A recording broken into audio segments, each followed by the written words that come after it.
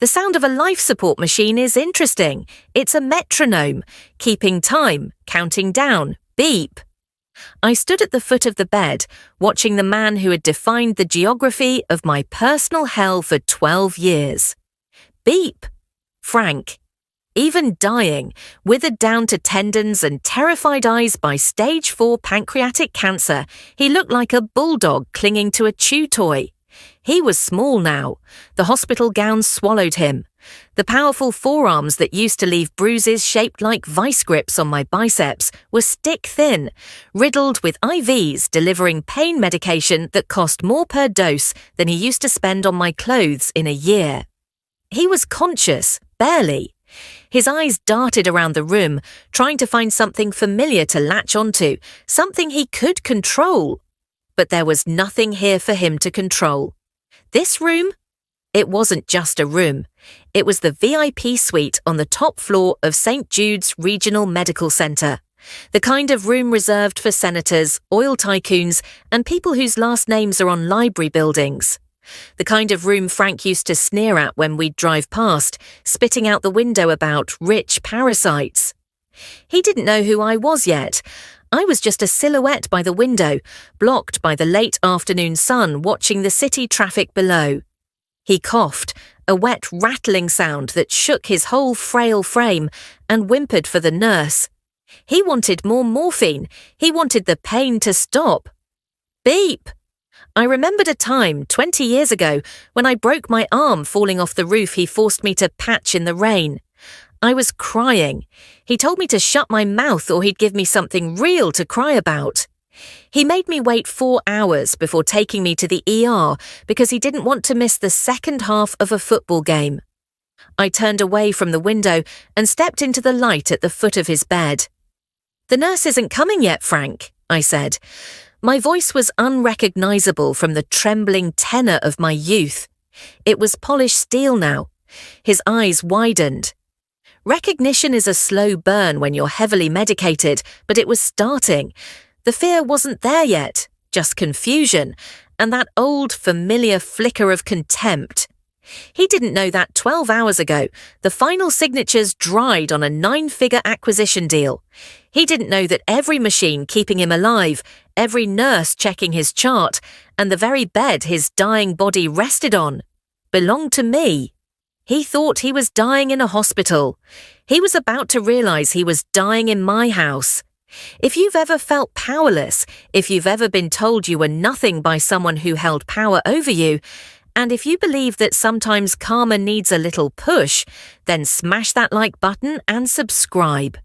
Because today's story is about the kind of justice that you have to wait a lifetime to serve cold. Let's begin. The abuse wasn't always loud. Hollywood gets that wrong. Sure, there were the shouting matches, walls rattling when he slammed doors, the stinging backhands when I didn't anticipate his needs fast enough. But the real damage, the stuff that wires itself into your nervous system, that was quiet. It was the way he'd take up the entire hallway when he walked, forcing me to press my back against the wall to let him pass, just to remind me how small I was. It was the way he controlled the food. He was a large man, a foreman at the local plant. He ate steak. My mother ate steak. I ate whatever was left in the pans. "Growing boys don't need rich food," he'd say, loading his plate while my stomach chewed on itself. My mother, she was a ghost in her own house. She married Frank when I was 6 because she was terrified of being alone and poor. He paid the bills, so he owned the people inside the house. That was the deal. She traded my childhood for financial security. I don't hate her anymore, but I haven't forgiven her either. Frank's favourite pastime was dismantling my future. He didn't just want me obedient, he wanted me hopeless. I remember being 15. I was good at math. Numbers made sense. They didn't change the rules halfway through the game like Frank did. I had a ragged textbook I bought at a garage sale, Advanced Calculus. I'd hide it under my mattress and study at night by the light from the street lamp outside my window. One Saturday, he found it. He didn't yell. That was the scary part. He just walked into the kitchen where I was scrubbing the floor, holding the book between two thick, greasy fingers like it was contaminated evidence. "What's this, boy?" he asked, his voice deceptively low. It's for school, Frank. Math." He chuckled. It was a dry, rattling sound like gravel in a mixer. "Math? You think you're going to be some kind of college boy? You think you're better than this house? Better than me?" "No, He dropped the book into the sink full of dirty, soapy dishwater. My heart stopped. That book was my escape hatch. "Oops," he said, deadpan. He watched me. He was waiting for me to cry or to get angry, because if I got angry, he had an excuse to hurt me. If I cried, he had an excuse to mock me. I stared at the book sinking into the grey water. I didn't move. I didn't blink. I just kept scrubbing the floor. "Cleaner's gotta know his place," he muttered, grabbing a beer from the fridge and stepping over me. That was the day I stopped being afraid of him and started hating him with a clarity that was almost spiritual. I realized that Frank wasn't strong. He was terrified. He was terrified that a scrawny 15-year-old boy might actually be smarter than him. He needed to keep me down to feel tall. I left the night I turned 18. I didn't pack a bag. I had nothing I wanted to take from that house. I walked out the front door while he was asleep in his recliner in front of the TV, empty beer cans lined up like little soldiers on the side table. I never looked back. The next 10 years were a blur of caffeine, cheap ramen, and an obsession that bordered on pathology. I didn't just want to succeed. I wanted to build a fortress so high that people like Frank couldn't even see the top, let alone climb it. I put myself through college working 3 jobs. Then business school on scholarships I fought tooth and nail for. While other guys in their 20s were dating and travelling, I was analysing market trends and learning corporate structuring. I found my niche in healthcare acquisition. It's a brutal business. You find failing hospitals, places bleeding money due to mismanagement. You buy them for pennies on the dollar, gut the inefficiency, and turn them into profitable machines. I was good at it. I was ruthless. I cut bloated administrative salaries without blinking. Because every time I sat across a negotiating table from some arrogant CEO who thought he could push me around, I just saw Frank, and I crushed them. By 30, I was a millionaire 10 times over. By 32, I was running my own private equity firm, specialising in medical infrastructure. I owned urgent cares, imaging centres, outpatient surgery suites across 3 states. But I always kept an eye on my hometown. 6 months ago, St. Jude's Regional went on the block. It was the biggest hospital in the county where I grew up. It's where I was born. It's where Frank made me wait 4 hours with a broken arm. It was mismanaged, drowning in debt, and about to close its doors. The board of directors was desperate. Buying it wasn't a business decision. It was personal. It was an exorcism. The negotiations were intense. I leveraged every asset I had. It was the biggest gamble of my career. When the deal finally closed yesterday morning, I owned the land, the buildings, the equipment, and the debt of the entire regional system. I was sitting in my penthouse office looking at the final contract when my personal phone rang. It was a number I hadn't seen in 12 years. My aunt, my mother's sister. "Alex," she sounded hesitant, like she expected me to hang up. It's Frank. Your mother is too distraught to call. He's at St. Jude's. The cancer is everywhere. They say it's a matter of days, maybe hours." I sat in silence, listening to the city hum 40 stories below. "Alex, are you there? He's in bad shape. If you want any closure, you should come." Closure, that's a funny word. People think it means forgiveness. Sometimes it just means making sure the door is locked tight on the monster. "Which room?" I asked. "Room 402. It's a nice room. Your mum wanted him comfortable." Room 402, the VIP suite on the cardiac wing. I looked down at the blueprints on my desk. That wing had just been renamed in the acquisition papers. "I'll be there," I said, and hung up. I put on my best suit, an Italian cut that cost more than Frank's truck, and drove back to the town I swore I'd never revisit. Walking into St. Jude's as the owner was a surreal experience. The staff nodded politely at the well-dressed stranger, having no idea I signed their paychecks. I walked past the vending machines where I used to stare at candy bars I couldn't afford. I walked past the ER waiting room where I sat cradling my broken arm. I took the private elevator to the 4th floor. The air up here smelled different. Expensive luxury attempting to mask the scent of death. I stood outside room 402 for a long time. I could hear the faint murmur of voices inside. My mother was there. I waited until she left to get coffee. I didn't want her involved in this. This was between me and the man who tried to drown my future in dirty dishwater. I opened the door. "The nurse isn't coming yet, Frank," I repeated. He squinted, his drug-addled brain trying to place me. The morphine made his pupils pinpricks. Who are you? Where's Sheila?" His voice was weak, stripped of all its former thunder. "Sheila's getting coffee, and I'm the ghost of Christmas past, Frank." I stepped closer to the bed, letting the dim light catch my face. He stared. He blinked, slowly. Then a flicker. "Alex." It came out as a wheeze. "The hell you doing here? Came to watch, did you? Ungrateful little bastard." Even dying, even helpless, the instinct to belittle me was the first thing that fired in his brain. It was almost impressive. "I came to check on my investment," I said calmly, putting my hands in my pockets.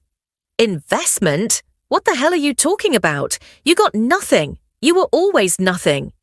He tried to shift in the bed, grimacing as pain shot through his abdomen. He pawed weakly at the morphine pump button. It beeped angrily, signaling he was locked out until the next scheduled dose. "Damn thing's broken," he snarled, his breath short. "Get the nurse. Tell her to fix it. I'm in pain, damn it." I didn't move. I just watched him struggle with the plastic button. "The machine isn't broken, Frank. It's set to a strict protocol to prevent addiction.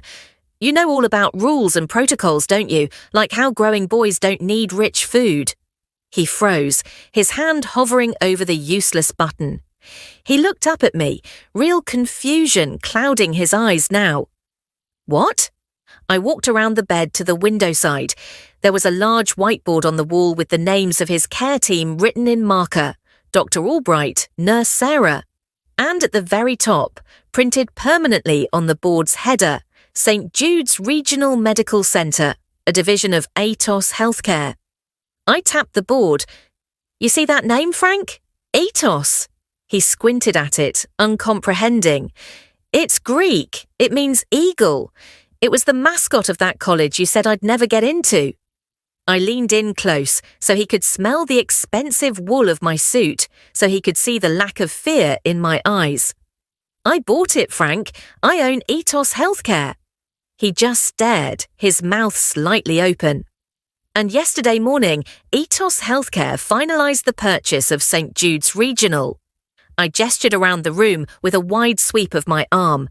"I own this bed. I own that monitor. I pay the salary of the doctor giving you your prognosis and the nurse controlling that pain pump you want so badly. I own the very air conditioning pumping into this room." The silence that fell over the room was suffocating. The only sound was the beep. Beep! Beep of the monitor, which seemed to speed up just slightly. Frank's face went from pale to grey. His eyes darted from me to the board, to the machine, and back to me. The realization hit him like a physical blow.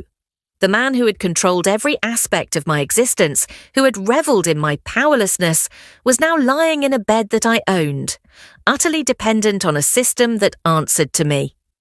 You're lying," he whispered, but he knew I wasn't. He could see the truth in the cut of my suit, in the cold certainty of my voice. He could see the calculus book rising out of the dirty dishwater. "Am I?" I picked up the patient chart hanging at the foot of his bed. It was on a clipboard with the new logo already printed at the top. I held it up for him to see. "Looks official to me." His breath started coming in short, panicked gasps. His eyes were wide, terrifyingly alert now through the haze of drugs. For the first time in my life, I saw genuine terror in Frank's eyes. Not anger, not annoyance, pure, unfiltered fear of me. "Alex," he choked out. "Alex, listen, the pain, it's bad. You have to tell them. You have to— I took care of you, didn't I? Kept a roof over your head." It was pathetic. It was disgusting. The sudden pivot to begging made my stomach turn. "You didn't take care of me, Frank. You tolerated me because you wanted to sleep with my mother, and you tortured me because it made you feel big." I dropped the chart back onto the bed. It made a loud clap in the silent room. He flinched. "I'm not going to hurt you, Frank. I don't need to. I'm not you. You're going to get the best care this hospital can provide, the standard protocol." I leaned over him one last time. "But I want you to know, every time you close your eyes in this room, every time you hear that machine beep, every time you swallow a pill, you're doing it on my dime. You are living your final days as a guest in my house, and there is absolutely nothing you can do about it." I straightened up and buttoned my jacket. "Goodbye, Frank. Enjoy the hospitality." I turned and walked toward the door. Behind me, I heard him start to sob, a weak, broken sound of total defeat. "Alex, wait, please, the pain, Alex." I didn't stop. I walked out the door, past my mother who was just coming down the hall with 2 coffees. "Alex," she said, surprised. "You're leaving already. Did you see him?" "Yeah, Mum, I saw him." I kept walking toward the elevator. "He's all yours." He died 2 days later. I didn't go to the funeral. Some people said what I did was cruel, that kicking a dying man when he's down makes me just as bad as he was. Maybe they're right, but they didn't live in that house. They didn't feel the water rising. I didn't cut his brakes or poison his food. I just let him see the truth. The truth that the boy he tried to break had built the very roof he was dying under. The ultimate power isn't violence.